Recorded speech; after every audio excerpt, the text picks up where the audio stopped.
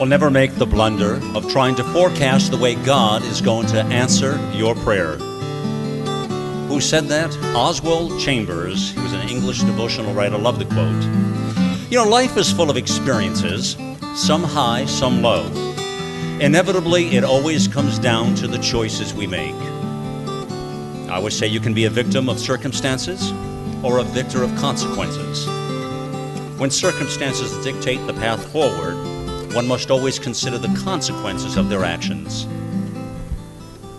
You know, no one is without challenges. The difference of victim and victor can be directly attributed to your attitude and willingness to alter that outcome. Victims complain about the circumstances because, well, they're focused on the problem. The victor aligns their thinking with the solution. Well, today we'll talk about with three very unique individuals who had to make what I call life choices. Along their journey, they discovered a gift from God. Welcome to our special series, Gifts from God. The American Values at the Crossroads continues. It's Malcolm Out Loud. The show's just ahead. Get involved, get loud, and think on the brink.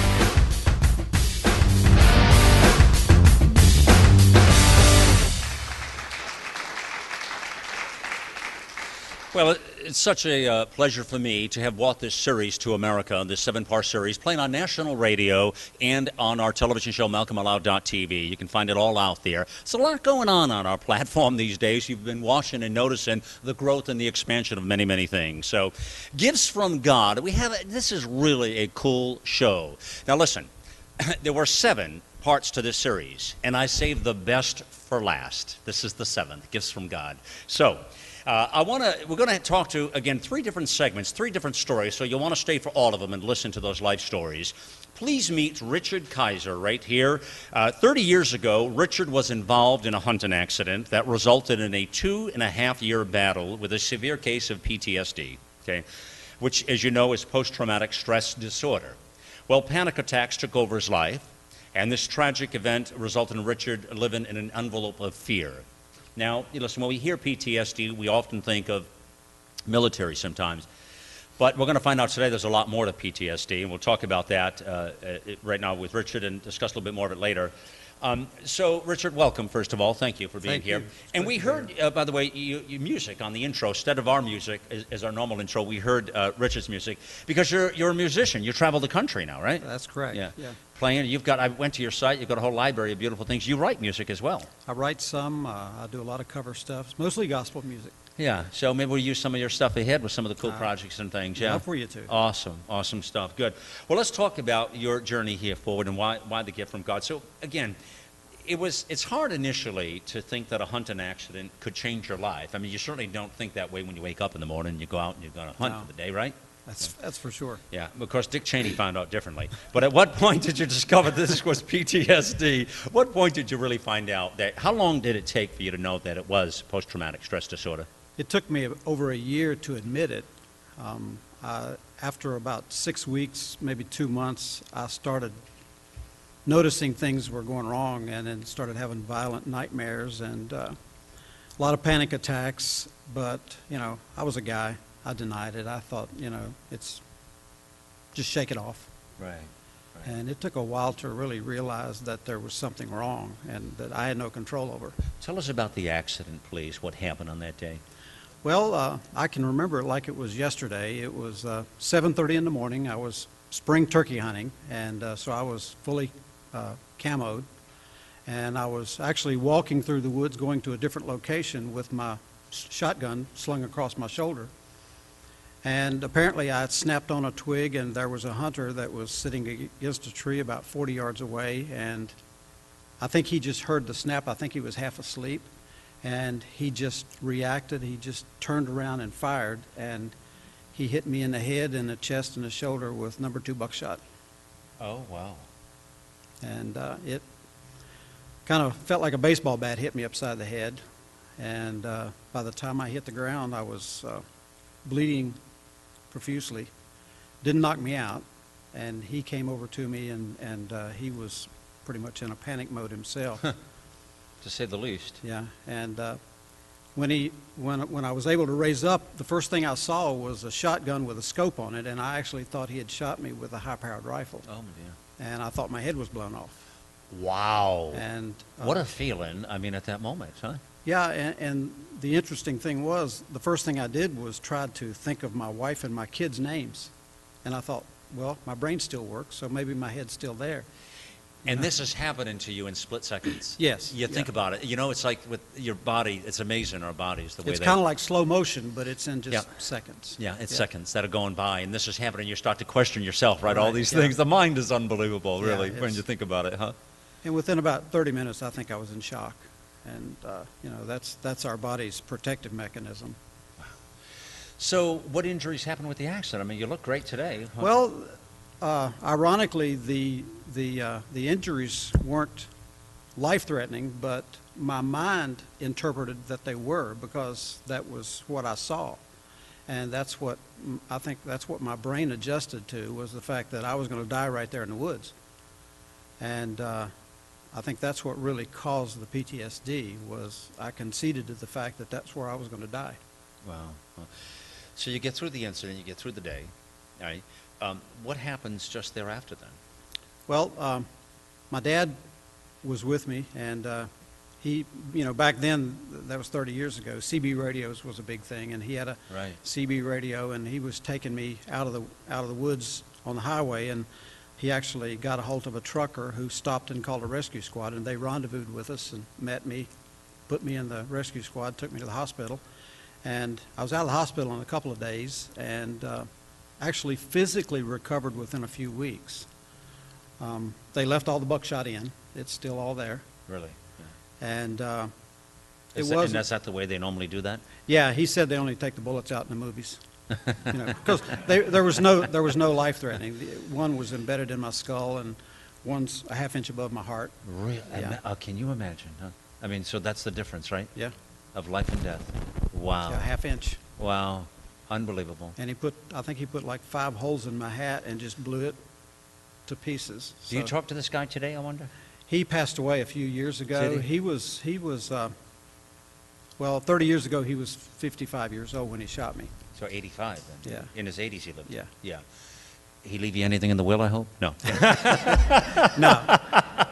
I didn't ask that. Sorry. Oh, I get asked worse, believe me.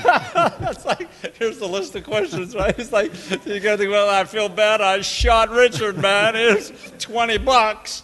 You know, something, right? Huh? Yeah, well, it was a bad scene. You know,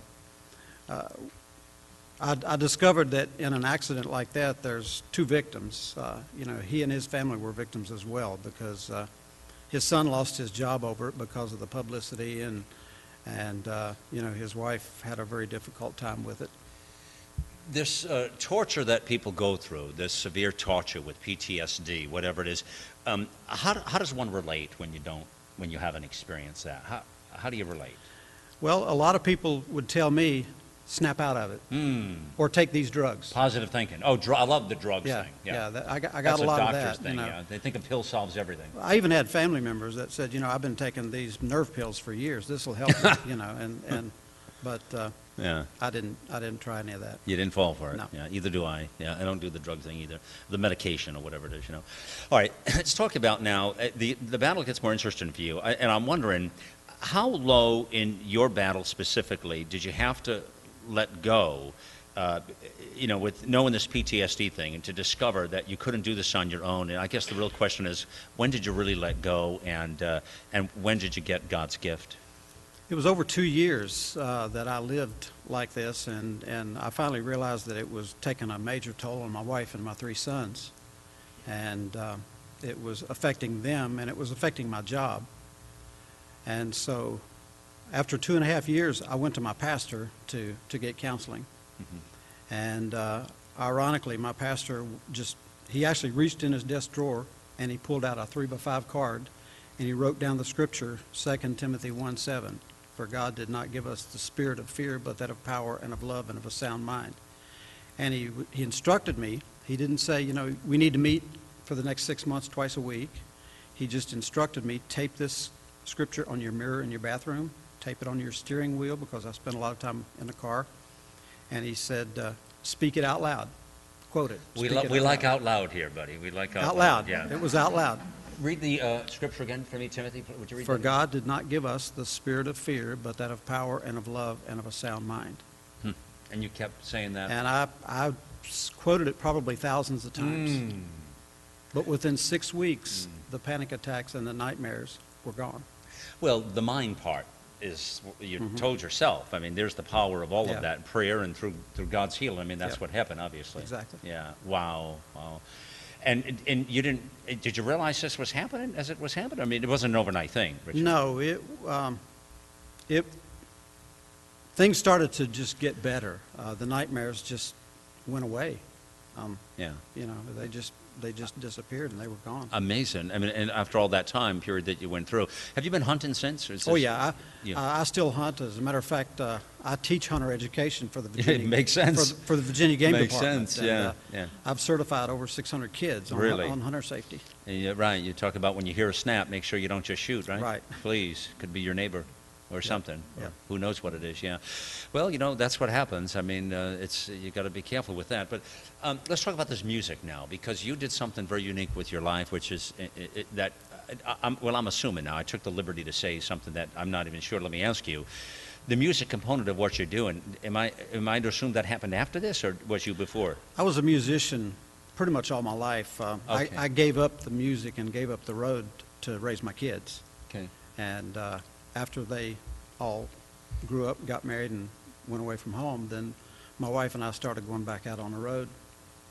And I started ministering in concerts, and it just happened that sharing this testimony just really seemed to be opening a lot of doors and raising a lot of eyebrows.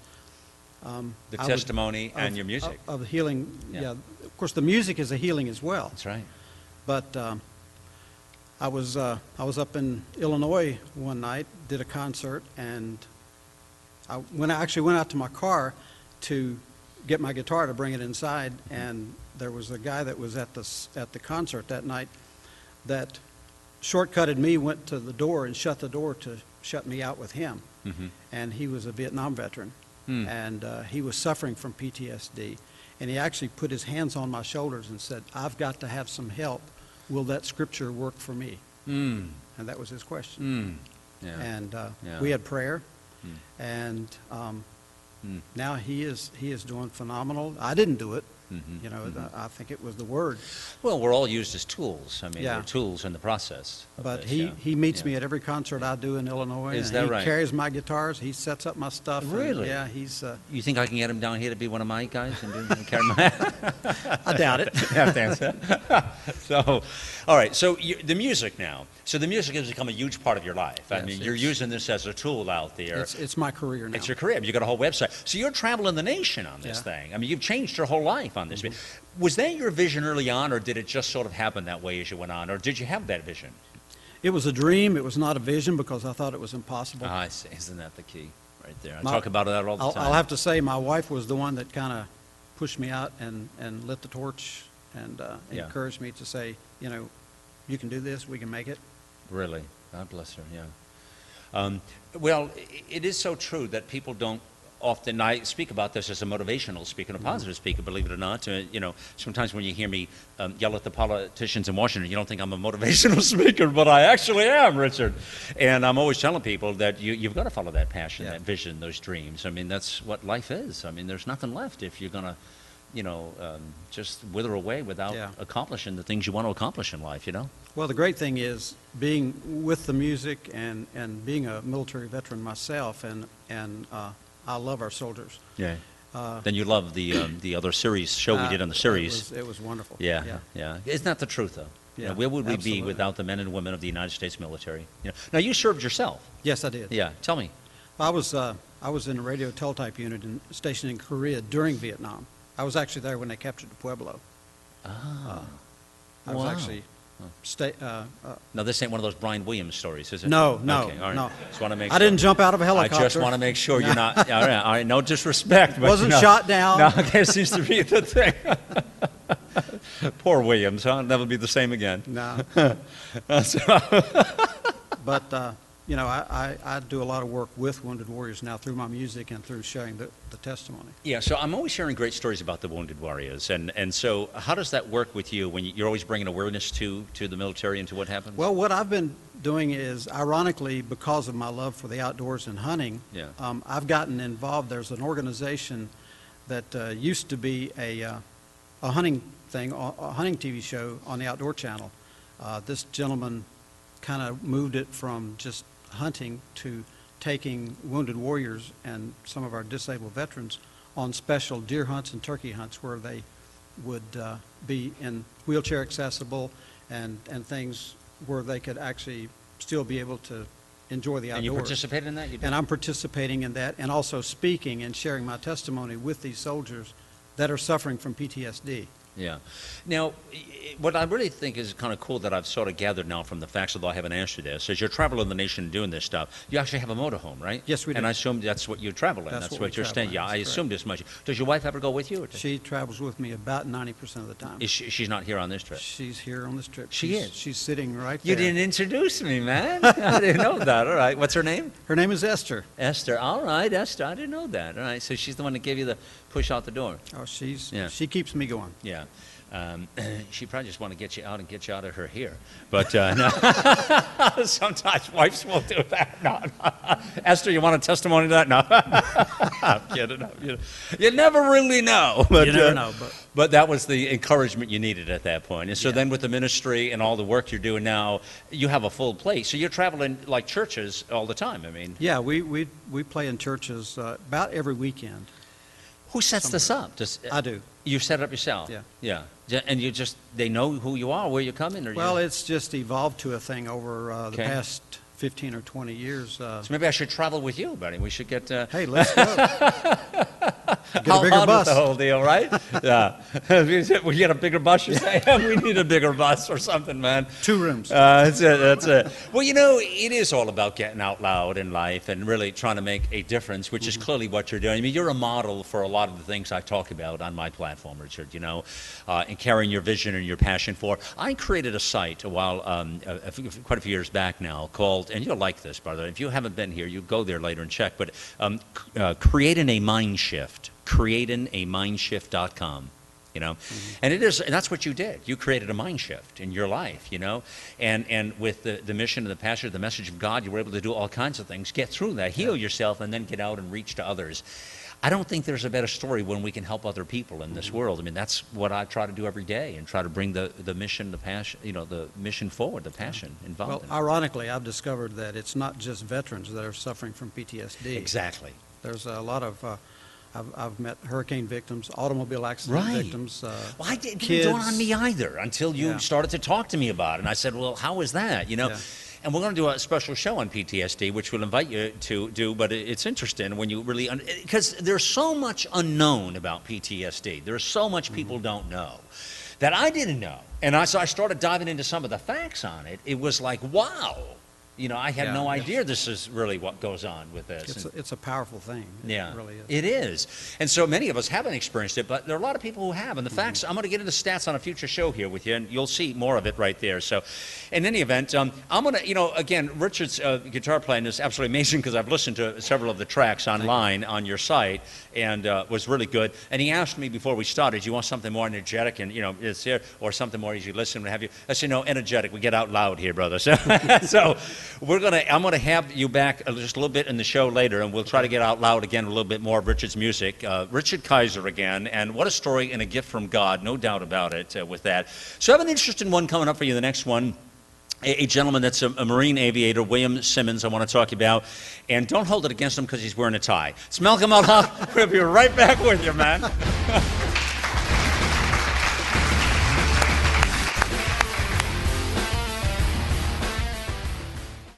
Get your home organized now with Closets by Design and get 40% off plus free installation. To schedule a free in-home design consultation, call 1-800-BY-DESIGN or visit closetsbydesign.com for more details.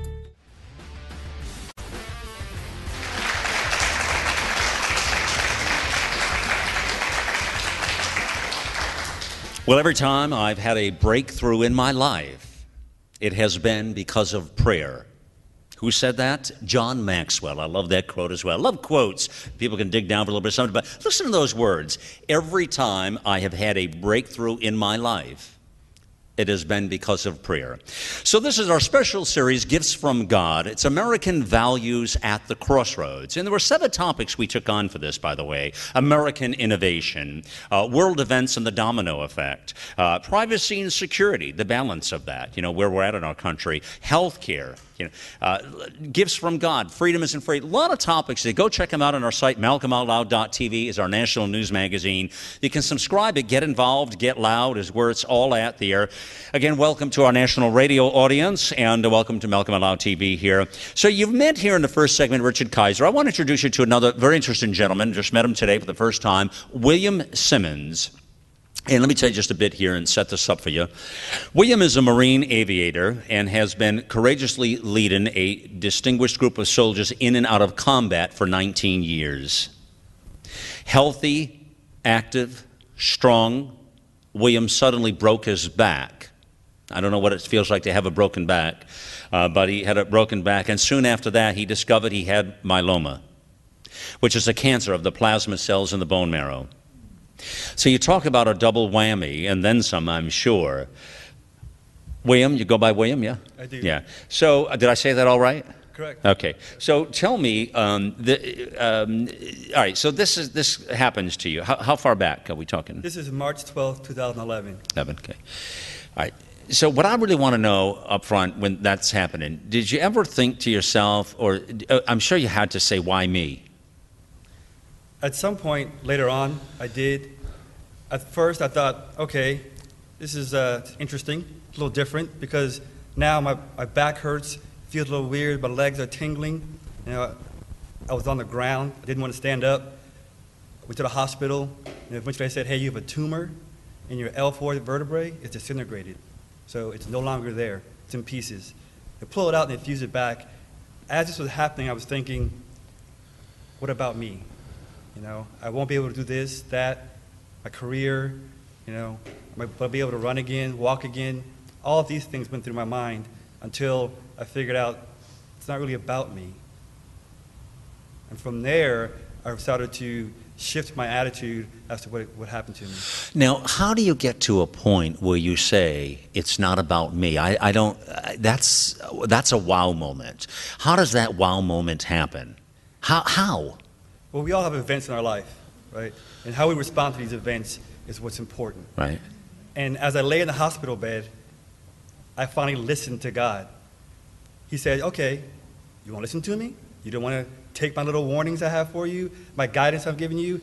I'm going to put pause. You're going to sit down, or lay down in this case, and listen. Wow. As I listened to what he had to say to me, and I read, and I understood that it's not about what I can't do, it's about what I am going to do now. And from there, I listened and started to find the path he had for me. That is one of the strongest testimonies I've heard, period, for real. And I understand the pauses. And, the thing about it I find for me, William, is with so many people, is that people do feel sorry for themselves. And I look at these things in life, and you said it a moment ago, none of us are without these challenges in life. Nobody escapes this life without a problem or two. It just simply doesn't happen. Sorry, but it's, that's the way it is. I mean, so I think when you understand that, and you understand the challenges, involved, and you understand how to embrace those challenges in your life and where you're at, then that's the secret to it, which you obviously discovered through your journey, obviously. But, all right, so here's the thing now. You finally realize that it's not all about you, which is hard for any of us to fathom that, because we all think it's about us at every moment of the day, whether it's whoever's problem it is and it's impacting your life, it's about you. And it's easy to feel sorry for yourself. There's no doubt in my mind. So you're in this journey now. You've got the back deal going on. You've got cancer you're fighting with. I mean, it's not exactly the program you planned. Let's talk about that lowest point where you knew this was not an ordinary journey.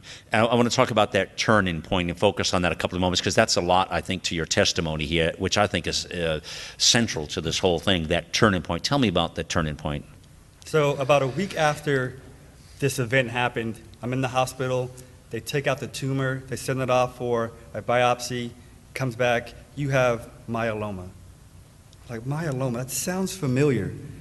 And I thought back, a fellow aviator, Lucius, his call sign, he died November 22nd, 2010 from multiple myeloma. Someone you knew? Correct. Someone who's in my squadron, who we flew with Wow. in Iraq together in combat. Wow.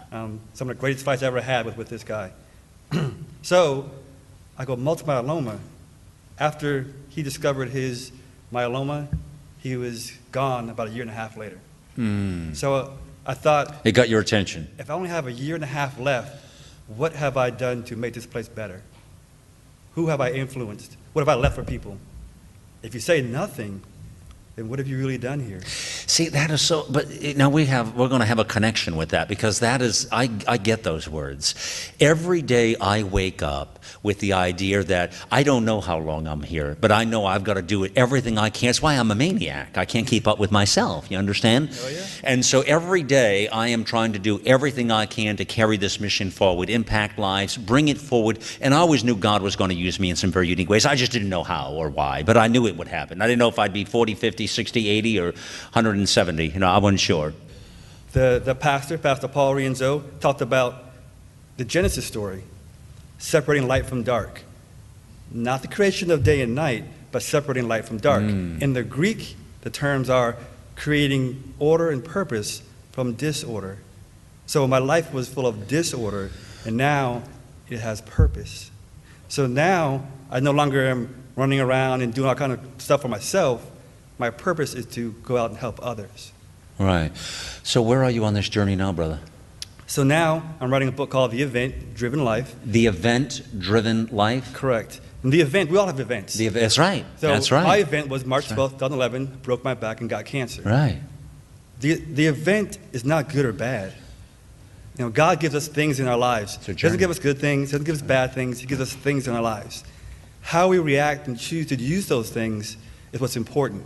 How we learn from those things, That's it. how we grow from That's those things, that's what the event is about. And if you can go through and read my story and see my walk and go, wait a minute, that bad thing that happened to me actually put me on the path for something else. Right. That good thing that happened to me put me on the path for a purpose. Are you out speaking out, and are you doing any speaking and stuff like that? I'm starting to do more speaking. Yeah. As my Marine Corps career comes to an end, I'm Right. branching out and Oh, trying to you're share my still in story. the Marine? Correct. For about another year or so. Really? And I'm going to retire. Cool. All right. So about a year left. Yeah. I mean, there's obviously some things with my mission and platform that I certainly want to reach back to you on, and I just think you should somehow be involved in some of these things. But the whole thing I see with your story and many of them, and you're wise enough to figure out that none of us are without challenges. We all have challenges in this life, and many people do feel sorry for themselves, sadly, and they don't embrace, the things. But see, what I've begun to discover in a lot of this, William, and I've seen it in many, many walks here now, is that these challenges, and you get to a point in your life, I guess, somehow or another, and you find and you discover that these challenges are actually hidden opportunities. Yes. They're just hidden opportunities to do something more. And sometimes it's not a straight shot path direction, you know what I mean? But they just seem to be an opportunity to me to open up another door. And it's pretty wild why that is. And I don't quite know. And for me, it's real hard because I'm a crazy man. I want to do so much in a 24-hour period. It's just how I am. I don't sleep a lot. But I'm up doing things, and that's why I've got things all over the place. As a radio, television guy, commentator, the things my life is on fast track. But I get that, and it's all because of the passion, the mission of understanding those challenges that come your way. I should have never made it anywhere. I could get into all my war stories and gifts from God. I had temporomandibular joint surgery. I have 4 plates and 19 screws in my jaw. And probably a whole lot of them are loose too. But that's another story, buddy. But you know what I mean. These are challenges, but the challenges are opportunities to do something. So instead of feeling sorry for yourself, get off of the couch, your couch potato, and do something with your life. You have to. Get out loud with your life, right? Yeah. Right. And so that's what you did, which is so cool. So now you're at this turning point, you're talking about, I want to come back and talk about God speaking to you. Talk to me more on that, because that is not something everybody will say or can say. You understand? I do. Tell me. And as I sat there or laid there in the hospital, and he said, I want you to just do this my way.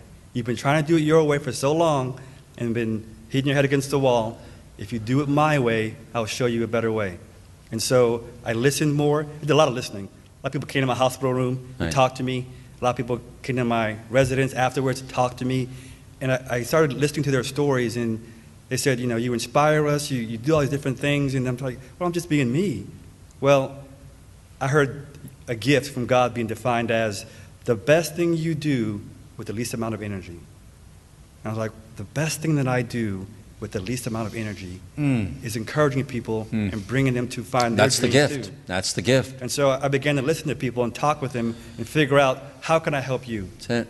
And as I go forward in doing that, and I went to church, and I heard a pastor talk about a whole series for about a year about, and it seemed like he was talking directly to me, about being a learner, a lover, and a leader. And understanding those three facets of your life and how to incorporate that into how you are. A learner, a lover, and a leader. Correct. Yeah, not a loser. Not a loser. Yeah. Just 3 L's. Just 3 L's, that's it, man. You ought to do something with that in the book, the 3 out of the 4 L's or something. Leave the loser behind, right? That's right. That's it. Leave the loser behind, and leader, lover, And learner. learner. Leader, And so, lover, learner. One of the things that people would come into my hospital room or go, hey, I'm so sorry. I heard about the cancer. Are you going to be okay? And I'd be like, if you're going to come with that kind of attitude, just don't come at all. I'm a very jovial type person. But cancer is a dirty word to a lot of people. It is. I mean, it really is a dirty word. And they don't even know how to say it. It's a word when it comes up, you go, oh, you almost leave the room, because you just know it's not normally a good thing. What's your prognosis now? Right now, I'm in remission from my cancer. Amen. And it's been gone for about 3 years now. Yeah. And I continue to fight and get checked. And I have other friends who've passed away from cancer. But what I've learned from them also is that they have lived a greater life due to their circumstances than they did before that. Wow. So Amen. I try to honor them by continuing to do so. Yeah.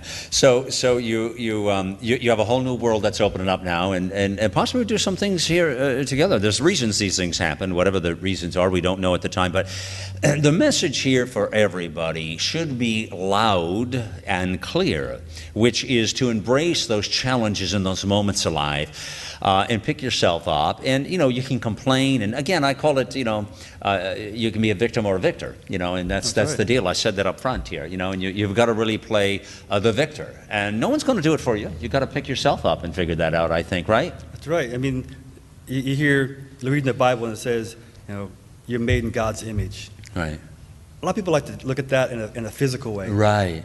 But it's not really the physical he's talking about. It's you have the power to heal. You have the power to love, the power to give. You have all this power because you're made in my image. Right. I've given you, a part of me is in you to do these different things. Yeah. And so I try to push that out through all my projects. To the event and another one about aviators. It's just really great. Yeah. Well, I hope you'll check out more of the stuff we're doing. I think you'll appreciate it, my friend. And at the very end of this production, I'm going to have each of you back, and we'll talk a little bit as a group, as a collective group, and see some of the cool things that are going on. Again, William Simmons, and really appreciate his story. Is an incredible story. When you think about it, and really the cool thing about the whole thing to me is that he knows now what the gift is, and to be able to bring that gift forward, which I think is what we all have to do. Well, my gift is to bring this show to you every day, and you can go to getinvolvedgetloud.com and subscribe right there, our radio audience and on television here. Thanks for being with us. We're going to be right back here in just a moment with a very unique story, Gifts from God. I really like this stuff, guys. Be right back with you.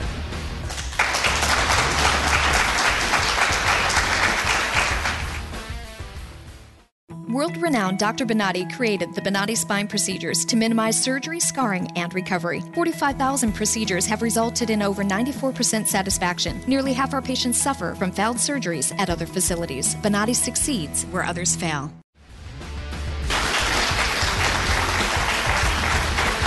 Well, welcome back to Gifts from God. Again, it's our special series, American Values at the Crossroads. Welcome back to our radio and television audience here. The quote I want to bring back to you a bit here is one I really like a lot. Never make the blunder of trying to forecast the way God is going to answer your prayer. Love those words. Oswald Chambers said that, an English devotional writer, and there's something to learn from that for sure. So we've had some interesting things. You heard from Richard, who found his gift of music, really, and William, who found his gift and what he's doing with really speaking and reaching out, changing his life. We'll talk more about that ahead here when we have them both back up here. But I want you to meet next Mia Revello-Graham. And okay, so Mia is a stay-at-home mom who found herself in the depths of darkness when her social drinking took over her life and further led to the abuse of pain medication. Okay, substance abuse left her lonely, lost, afraid, and with no purpose in life. Now, substance abuse can be spiritual warfare, with it carrying a lot of shame and dark secrets. Without a question, I think people relate to that. But Mia, for you, when you're going through this yourself, and I know it's your own testimony, it's you. I mean, it's hard for other people to relate to your story, so you're the best one to relate to that. How did you know it was time to change your thinking? What happened? What was that moment that you thought? What was happening? One day I was just looking at myself in the mirror and kind of praying, and I always have prayed. You know, I've always been a person of faith, really? even in my addiction. Now that's interesting. Yeah. So even when it was bad, yeah, you were still praying. I was still praying, and I came to a place in my life where it was just a dark place, and I looked at myself in the mirror and I just asked myself, who are you? You know, and it was a darkness. It was a place that it's hard to describe, and unless you've been in a spiritual bottom, you know, you can't possibly understand it. But it was at that moment that I knew that I was at the end of my road, and I surrendered at that moment to God and asked Him to please help me, and He did. Yeah, wow. You know, as I seen you in the audience earlier, and your smile, which was contagious for sure, you light up the room with it. You know, thank you. So that is a great thing. I mean, that's your part of your gift, I'm sure, is just being who you are. And I say that because the day you found that you discovered you looked into the mirror, you didn't like yourself, was probably not the day you were smiling real well. No, I was not smiling. Yeah, but I mean, and that's the reality of it. And so then you realize, you say, this really is not the way to lead this life, obviously. So you had got to this point. I want to understand, because a lot of people go through these kind of abuses, whatever they may be.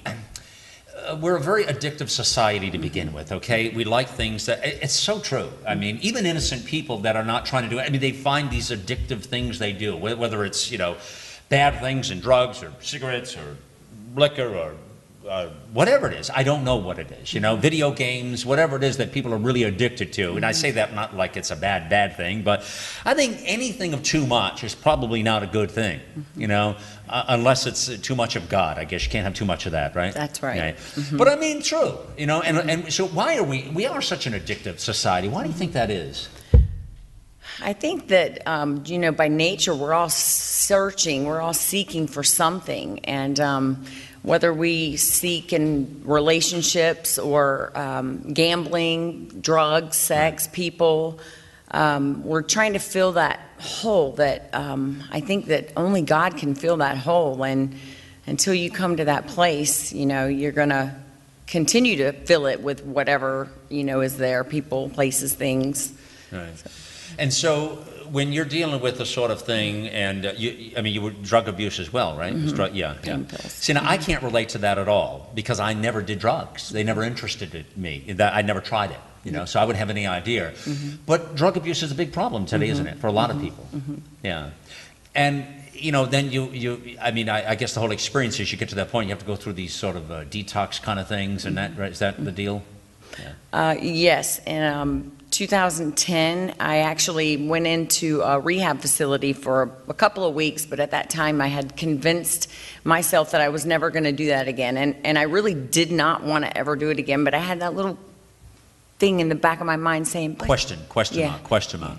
you can do it this way, just don't do it that way. And I see. So, because you liked the high that came from it all, whatever that was, I'm saying. it was an escape. Yeah, escape. It was an escape, I yeah. see. Escape from what?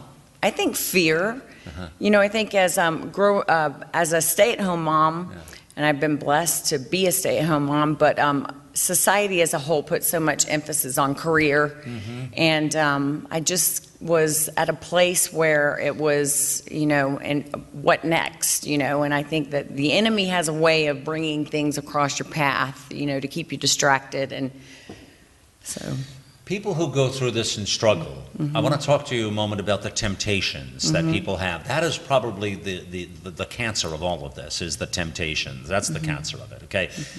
How do you deal with those temptations and really tell yourself? It's one thing, like you say, you have those question marks continuing to come up in your mind to tell you, right? So there's a hurdle you have to get over, a big, big, big hurdle. And I understand that, you know. I don't take that for granted because we all mess up. I'm certainly not innocent. None of us are, you know. So tell me about that. About the temptations? Yes. How do people get over the temptations? What are the secrets you did? I mean, obviously, God was your instrument at that point. I want to talk about this turning point more, but talk to me about these temptations. Within this structure, how did you get yourself to a point where, you know, you could do this thing? A lot of prayer, renewing your mind. You really have to renew your mind.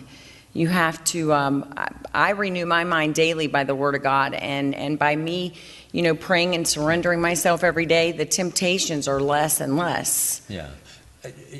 I assume that you always have the temptations. They're always there, I take it. Or are they not there at some point? I don't know. I really don't anymore. Okay, cool. No, I really Cool. don't anymore. So you really, that is... Yeah, it's God has really removed it from me completely. Okay. Now I want to turn this corner a little bit. We talked about God on the journey. Let's talk about, and in your words, how did His hand help in guiding you, specifically, Mia, to use your compulsion as a gift now? So you're not falling backwards anymore, but this whole addiction thing. And what are you doing with that gift now? Are you helping others? You're doing... I am helping other people. We have a recovery program, and there's not a day that goes by that someone is not on my path that is suffering from something. And I don't just deal with people who are in addiction from alcohol and drugs. It's anything that really is coming in the place of who they are, who God has created them to be. So I just stay available for people who need. Tell me about, are you starting to, and this is really important to this conversation now. And I, you know, some of the notes I had were the My Recovery program. What is this, your program? It is mine and my husband's program. It yes. is. All right. So now that's, I wasn't positive of that. So that's the gift right there. That's beautiful. Let's talk about that now. The My Recovery program. Bring us through it. How does it work? What happens? What, who, where, why, when? Who, where, why, when? I went through a 12-step program originally. Okay. A 12-step program, yes. And I found that in that program, there was a lot of emphasis on a higher power. And we weren't really able to speak openly about Jesus.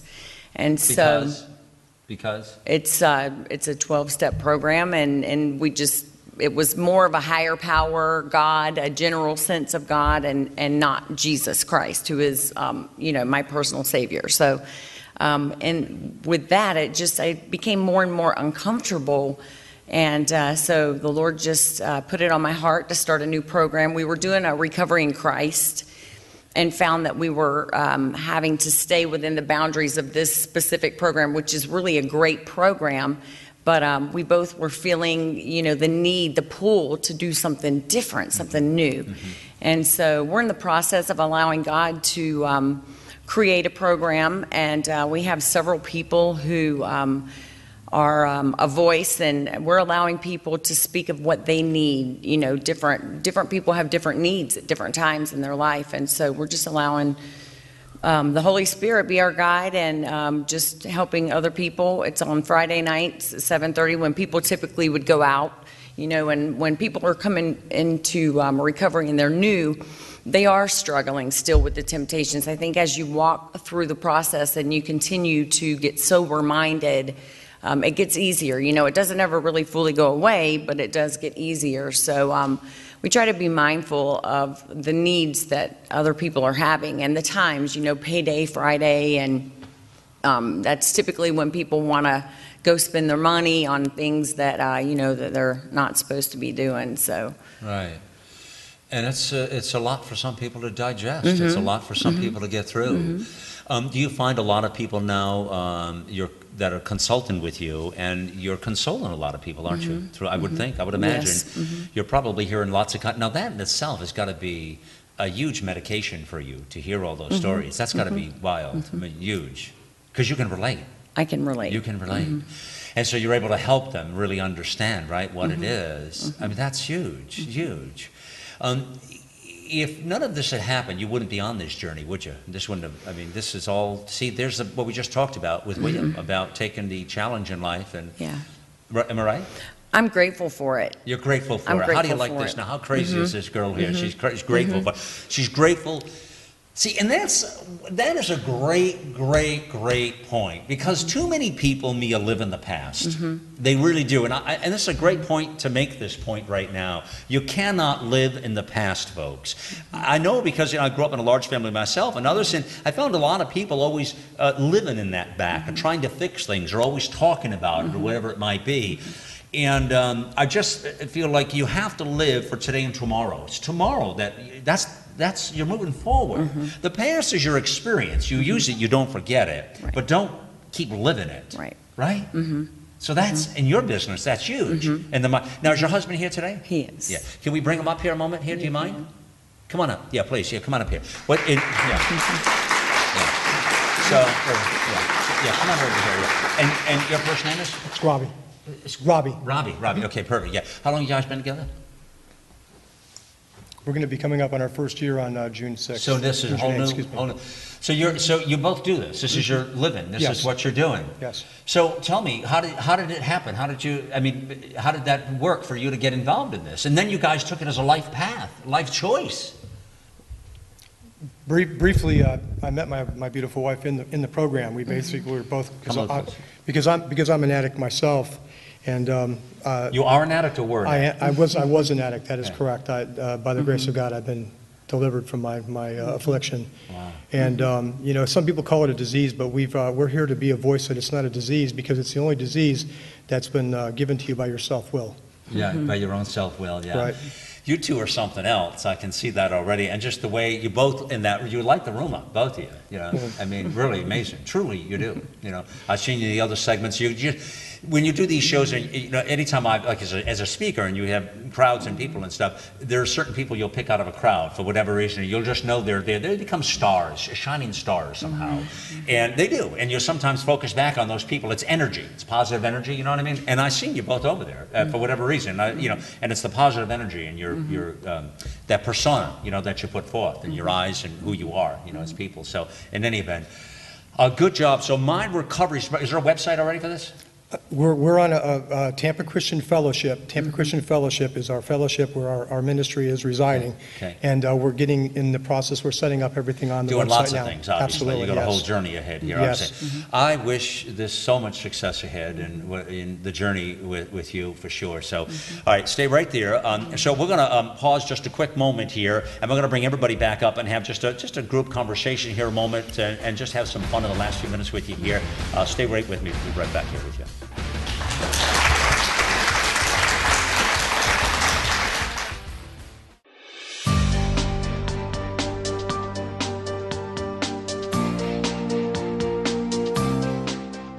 Remember, every tax problem does have a solution.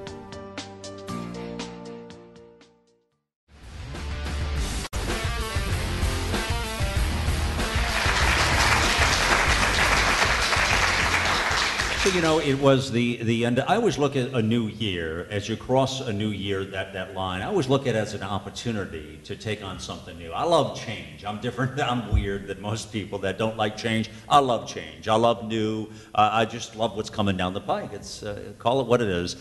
So I always love going into a new year because there's an opportunity to do that. You know, coming into the end of the year, I knew that there was something extraordinary we could do.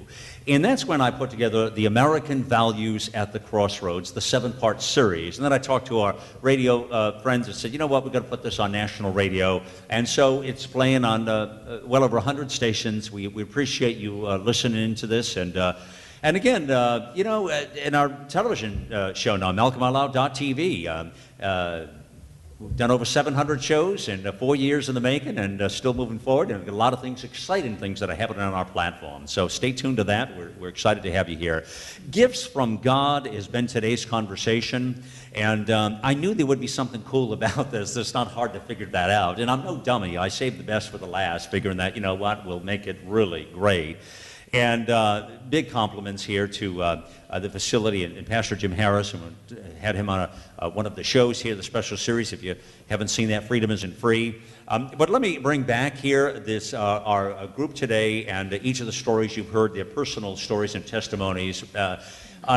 First, you heard Richard Kiser, which is on the far end. And Richard, you know, everything he went through in discovering this and finding that music was going to be such a gift to be able to do around the country. Again, it was your passion and your vision, Richard. You never probably thought at one point you'd be able to do it in your whole life, but by golly, you're loving it now, aren't you? You're traveling and doing it with your wife, and you know. Absolutely. We really never dreamed it would come to this point, but I didn't mention one of the other things that we do as well as working with PTSD is I go to schools and I talk to kids about bullying and about internet dangers and things like that, and I use my guitars as the hook for the kids. So we go quite often to public schools and just try to give a positive message to kids through music. That is interesting. You know, I've covered bullying a couple, 3 times on our platform for sure. It's something that I think is a big problem in this country, and not only especially with kids, but even adults. Yeah, the kids, they respond well to music anyway, so, you know, it's the great hook. Yeah. Yeah, absolutely. So that's what you're doing now as well. That's good to know, and I did not know that. Well, I'll tell you, I am just thrilled and just so pleased, Richard, that you have the opportunity now to do this, and through your gift, it's incredible, really. The story is incredible. So, and you know what you do with it ahead, and taking that gift forward, I guess, is what will be interesting to see. Because I think you're just getting started, is my guess. I think you're right. We kind of see things really unfolding almost on a weekly basis, you know, and it's really exciting for us because I mean, you know, I'm not a kid anymore myself. Yeah.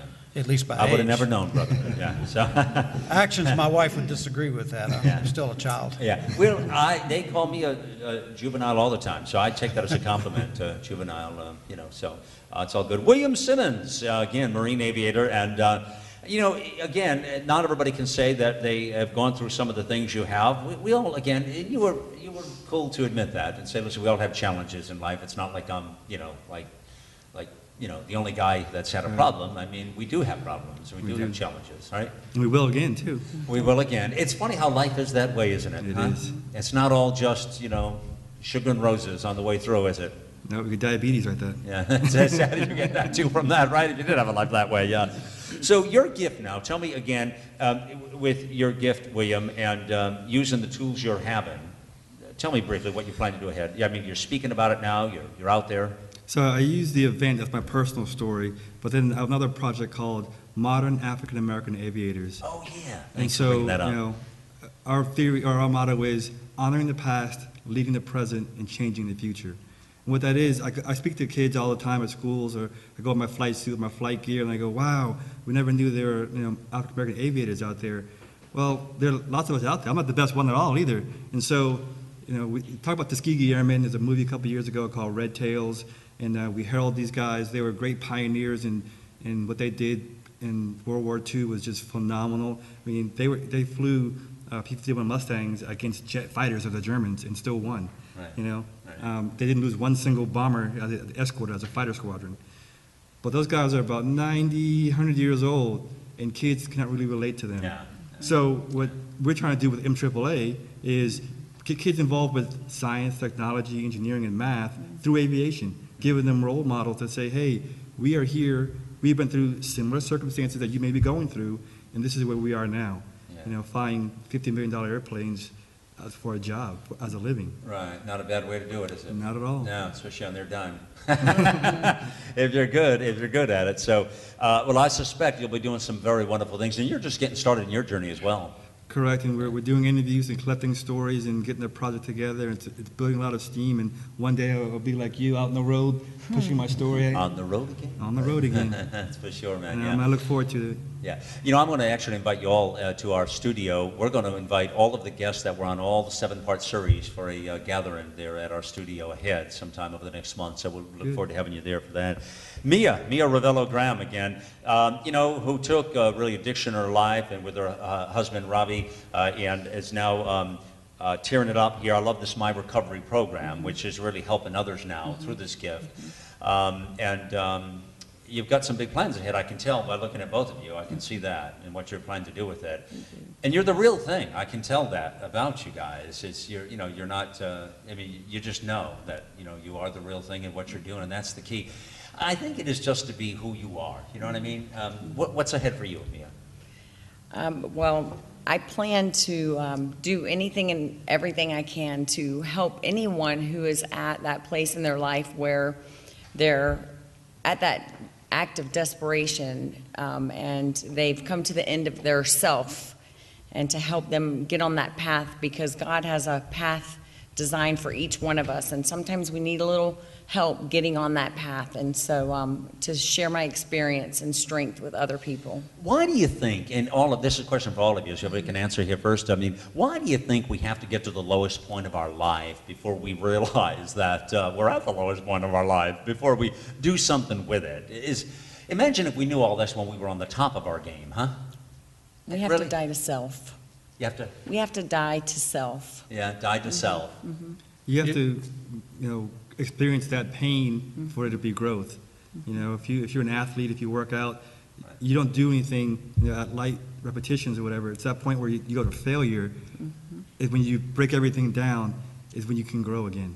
You separate the wheat from the chaff. You got it, Rodney. All of that. You got it. It's that point of being crushed physically sometimes, or literally, and then from that, okay, now I can find out what I really need in this. If we never crush ourselves, we never get there. I think we get to the point to where we have to admit that we're vulnerable, and we don't like to do that. No. That's a good point, my friend, and I guess I put myself out there every day. I must be vulnerable, huh? We all are. Yeah. And sometimes you just let the chips fall where they fall. For me, that's what I do. I just put it forth, and whatever it is, it's going to be. Somehow there's a path in all of us. You're right, Mia, and there's a path forward for us all. And I knew that my life was going to take a turn here ahead. I've known it all my life, and I knew when I was a little boy. I knew when I was 10 years old. I just knew. I don't know why I knew, but I knew that the Lord was going to use me in some ways ahead. I didn't know how He was going to do it. I had not a clue. I didn't know. And and I was never some sancty religious guy. I went to church as a young man all the time, but I wasn't one of these overly religious fanatics, In fact, I don't like the word fanatic in anything, But I just think taking it down and breaking it down to basic principles of who we are as people, and understanding the life we want to lead and what that is all about. So for me, I started to bring spirituality and faith into our platform over the past couple of years. We've had some extraordinary people on. If you look those shows up on our site, you'll see them. Where, I finally said, you know what, I'm not going to hide this anymore. I don't care if they like it or they don't like it. It doesn't matter to me. You know what I mean? So I'm not put off by those who don't like anything. It's okay taking them. In fact, you know how confident I am of that, folks? I have 2 national email addresses that I use on national radio. One is speakup@malcolmoutloud.com, and it's good. It works. The other is shutup@malcolmoutloud.com. And that works as well. I get them in. Now I get a lot more speak up than I get shut up, but I'm happy for both. As long as they're reaching to me, I'm cool. I'm happy with it. They can reach to me. It's all good, bad, or indifferent, man. That's right. The other is get involved at malcolmoutloud.com. We want to get you involved, and that's the whole key to this platform itself. You can subscribe at Get Involved. GetLoud.com is where it's all at there. You can do exactly that. We're just starting on our mission here on Platform. There's no question about it. We've been blessed on this show and our production and the things we've brought forth. But this is a new journey for me. I spent 27 years in corporate boardrooms, and I've only been at this 4 years now. And so the journey begins for all of us. And I think you'll find that it's going to move forward here for Richard, William, and Mia. There's no doubt about it. Gifts from God, how does it get any better than that? Huh? It does not. So, I mean, that is the whole deal right there. Whatever your political stripe is, you've got to get that. And if you get that, you'll have a whole program ahead of yourself. Thanks for joining me today. It's Malcolm Out Loud. Remember, get involved, get loud.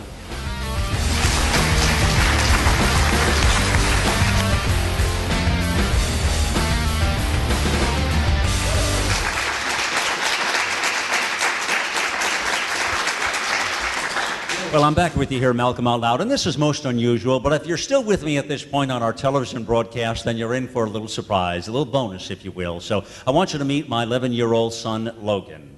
And so Logan has been on a journey himself real quickly, and I don't share a lot of personal with the audience, but I thought this was worth sharing with today's story. So Logan was born with a disease called neurofibromatosis, NF1.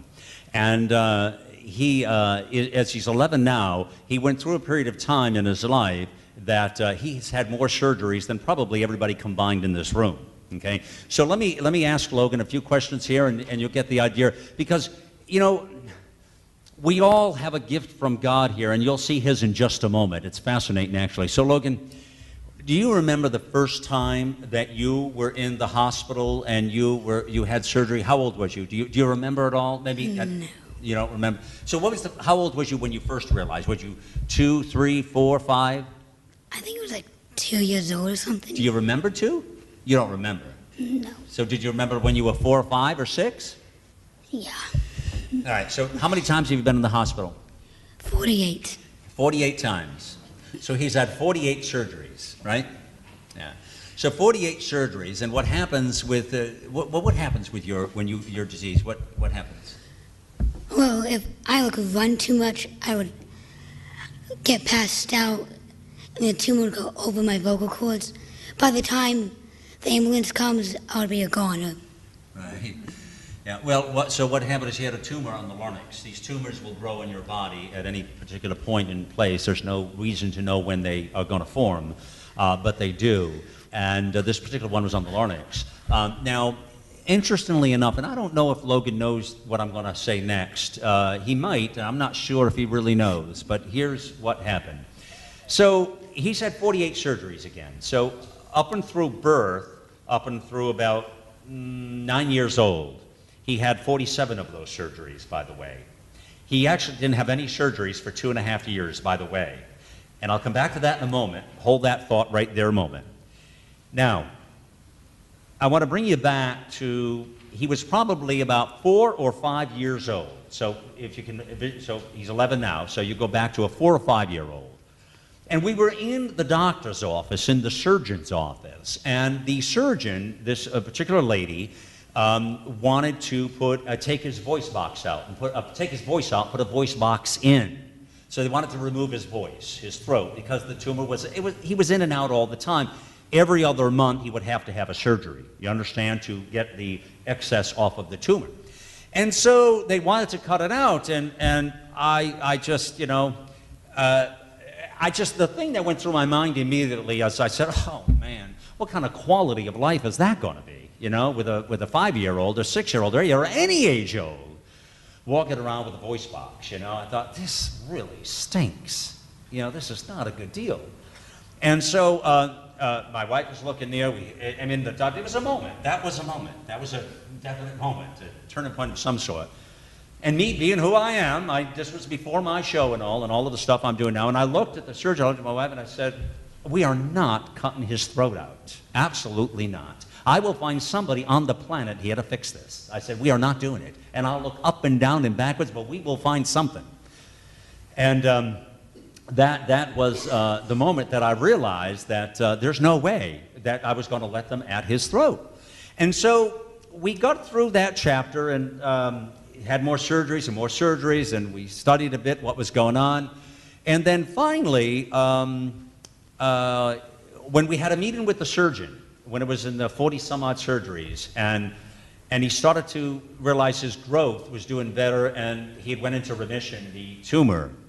And the surgeon, we were surprised, and the surgeon at the hospital said, because we had a reprieve all of a sudden, we said, well, why is this all of a sudden, what's happening? No, we don't need to get him in for the surgery anymore. And the surgeon said, and we were just hopeful it would happen. We didn't know it would happen, but months went by, and we realized he wasn't having to go in. And the surgeon looked and said, you know, he said, there is no real reason I can give you that is of this earth, that is mankind. Well, that is a gift from God. Yeah.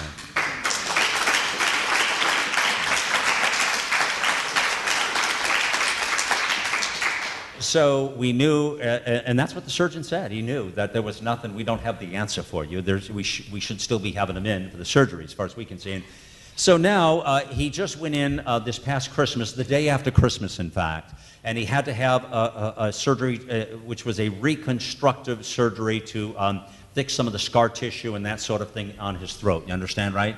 Yeah. So you just had that in 2015 here, right? 2014, Christmas time. Yeah. The day after Christmas, right? Which wasn't the most exciting thing. You have to open up the gifts, huh? Yeah. But you did it. You know, one thing about him, he never complains about it. He just takes it on, whatever it is. Okay, we got to do it what day, right? I mean, I don't ever hear him say, oh, man, that's, you know, like most adults would, you know? Just takes it on. Okay, when are we doing? Where are we going? Can we go to lunch for the next day at the loading dock or something, man? Right, that would be the question he has next. So that is a gift from God. So what? Tell me. What do you think? What do you think about the journey? What do you think happened here? For real, honestly. You got 48 surgeries. You just had the 48th one in December, right? December. So what do you think happened? Well, like, when I was like 5 years old and I had surgery, I always kept thinking, if they put that mask on you when you go to sleep, then they did a surgery, that 48th surgery, when they put it on me, I thought it'd be a goner forever. Why? Because I don't know if they might have I don't know if they were going to mess up something, and I knew it was new school year, and I made a couple of new friends that time around. And I'm like getting so worried. My mom and half of my family was. Yeah.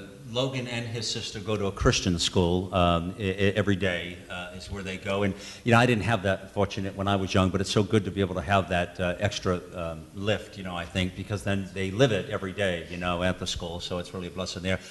Well, I think you have to realize, you heard the wonderful stories today, and you have to realize that certainly you've had a gift from God. You know that? Yeah. I mean, there's no way you'd be here, I don't think, at 48 surgeries later and everything you've been through if God didn't want you here, brother. Right?